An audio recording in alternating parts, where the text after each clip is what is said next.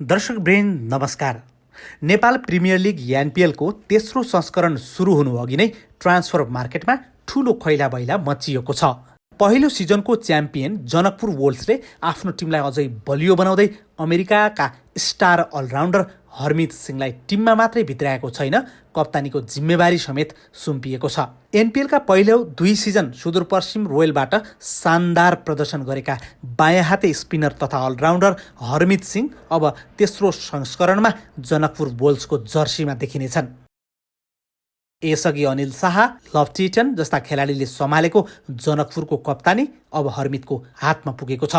तथ्याङ्कले नै बोल्छ हरमित कति खतरनाक खेलाडी हुन्। एनपिएलको दोस्रो सिजनमा 166 को सनसनीपूर्ण स्ट्राइक रेटमा रन बनाएका हरमितले बलिङतर्फ 6.18 को इकोनोमीमा 12 विकेट लिँदै आफ्नो जादु देखाएका थिए। उनीसँग अमेरिकाको राष्ट्रिय टिमबाट खेलेको 29 वटा ओडिआईमा 39 विकेट र 29 वटा टी20 अन्तर्राष्ट्रियमा 31 वटा विकेट लिएको उत्कृष्ट अनुभव समेत छ। जनकपुर वोल्सका सिइओ निरोज खतिवडाले हरमितको आगमन बारे बोल्दै भनेका छन्, हरेक सफल टोलीको आधार केवल उत्कृष्ट खेलाडी मात्रै होइन, सशक्त नेतृत्व पनि हो।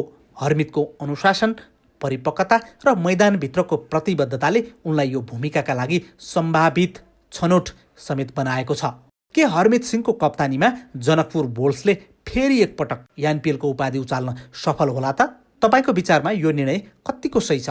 कमेन्ट बक्समा लेख्न नभुल्नुहोला। भिडियो मन परे लाइक र च्यानललाई सब्स्क्राइब गर्न नभुल्नुहोला।